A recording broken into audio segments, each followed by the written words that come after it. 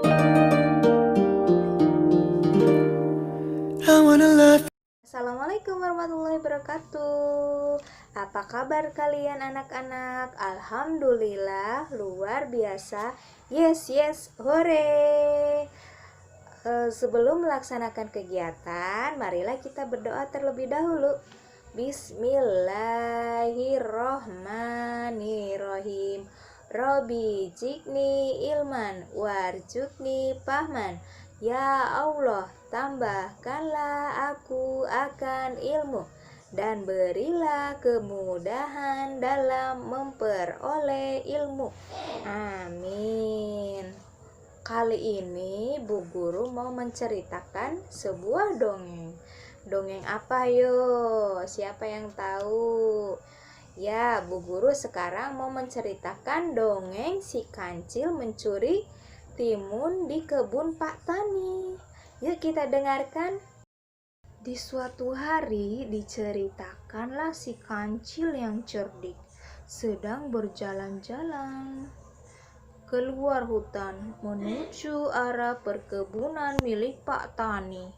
Seketika langkah sang kancil terhenti karena melihat kebun petani yang sangat subur dan buah-buah mentimun yang sangat lebat dan segar. Si kancil berbicara sendiri. Wah, mentimunnya segar, kayaknya enak kalau dimakan dan menghilangkan rasa hausku. Bergegaslah si kancil mendekati kebun mentimun itu sambil mengamati di sekeliling kebun itu. Aman kayaknya, ujar sang kancil.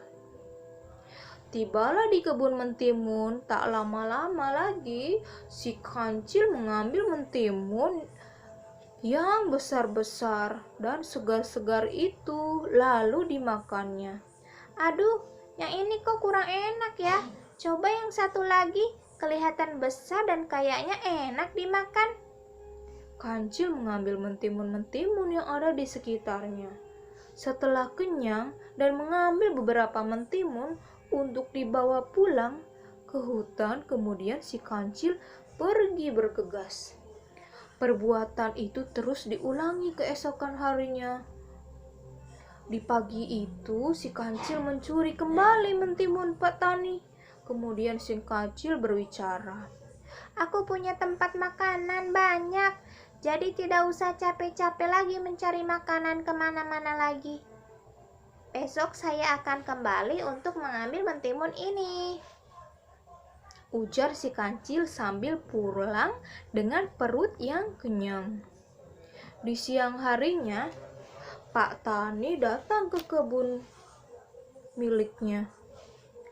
Pak Tani melihat bahwa setelah sampai di kebun mentimun miliknya, dia sangat terkaget karena mentimun miliknya berserakan bekas gigitan hewan dan banyak mentimun yang hilang. Pak Tani sangat marah sekali melihat mentimunnya dan dia sangat sedih. Banyak yang hilang telah dicuri. Kemudian Pak Tani pun mencari akal untuk menangkap si pencuri mentimun tersebut. Sambil istirahat, dia berpikir bagaimana mencari akal untuk menangkap si pencuri tersebut. Setelah beberapa lama berpikir sambil beristirahat, didapatkannya ide untuk menangkap dengan jebakan orang-orangan menggunakan lem di tubuh boneka tersebut. Berbicara sendiri Pak Tani, mudah-mudahan berhasil. Besok saya tangkap kamu pencuri mentimunku, ujar Pak Tani sambil kesal sendiri. Maka dibuatlah boneka orang-orangan tersebut. Keesokan harinya, si kancil datang lagi dengan niat untuk mencuri mentimun milik Pak Tani. Dari kejauhan, si kancil terkejut sambil berbicara di dalam hati. Kok Pak Tani pagi-pagi sudah ada di kebun? Padahal di hari-hari sebelumnya dia tidak pernah ada di pagi hari, gerutu si kancil sambil menyelinap di semak-semak untuk mengawasi Pak Tani tersebut. sambil mendekati karena penasaran. Setelah mendekat di dalam semak-semak, si kancil tertawa sendiri. Emangnya saya bodoh, Pak Tony?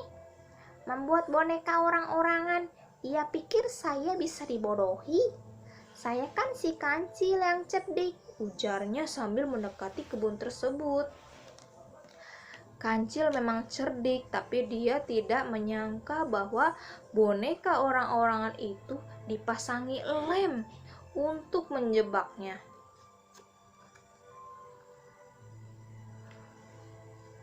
Dengan tenangnya si kancil mendekati boneka itu sambil menendang-nendang dan sambil mengejek Pak Tani. Memangnya saya bodoh? Memangnya saya bodoh, Tetapi siapa sangka kaki si kancil yang satu persatu tidak bisa dilepaskan, menempel di boneka orangan-orangan itu. Si kancil sangat kaget dan dia terperangkap di boneka tersebut. Kemudian datanglah Pak Tani tersebut dengan senang dan kesal. Dia memergoki si kancil yang sedang terperangkap di boneka tersebut. Ditangkaplah si kancil dan dibawa ke rumahnya untuk dikurung. Nah, malangnya si kancil yang telah tertangkap oleh Pak Tani, dikurunglah dia di malam hari. Sang kancil berpikir untuk mencari cara untuk bisa kabur dari kurungannya. Si kancil yang cerdik kemudian mendapat cara untuk lolos dari kurungannya, dan di malam itu si kancil dijaga oleh anjing milik Pak Tani, dan dipanggillah si anjing tersebut. Si kancil memanggil si anjing untuk mendekatinya. Nah, kata sang anjing, "Kuku, kuku, kuku, kuku." Kemudian kata sang kancil bicara, sang anjing, ada apa kamu memanggilku? Jangan meminta saya untuk melepaskanmu dari kurungan itu, karena saya anjing yang setia kepada Pak Tani, ujar si anjing tetap di dalam. Siapa yang meminta kamu untuk mengeluarkan saya? Justru saya sedang ada di dalam kurungan ini. Dasar kancil bodoh, dia senang dikurung, tahu besok akan disembelih untuk dimasak. Kamu salah anjing, saya dikurung bukan untuk disembelih, melainkan saya akan menggantikanmu sebagai penjaga kebun mentimun itu. Kamu bohong, kamu hanya menipu saya, jawab si anjing. Sambil berpikir, si anjing menebak-nebak. Dia sedikit-sedikit terpengaruh dengan omongan si kancil, dan mendekatlah si anjing kepada kancil. Benarkah begitu? Besok kamu akan menggantikanku untuk menjaga kebun mentimun itu, kancil? Benarlah anjing, sambil merayu si anjing.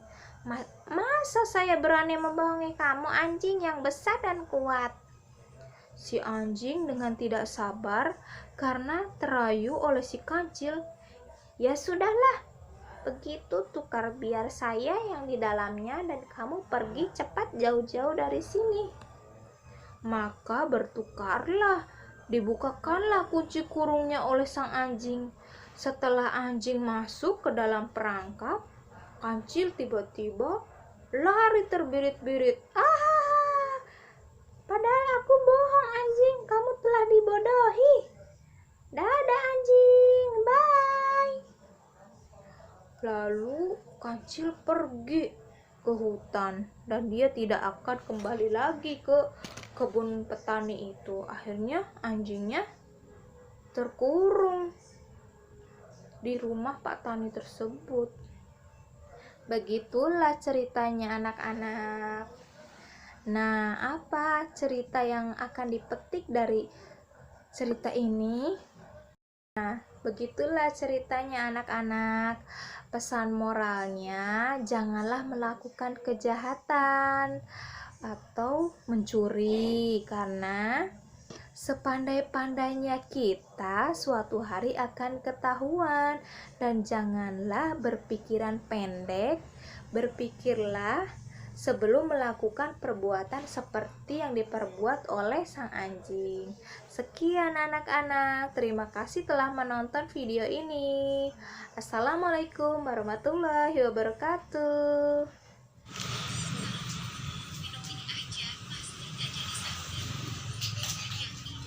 Nih, anak kecil boleh berbohong nggak? Tidak boleh. Terus kalau anak-anak boleh nggak ngambil barang punya orang lain? Nggak boleh. Nggak boleh. Itu perbuatannya jelek. Kalau jelek berarti nantinya Dosa lah. I wanna love you good.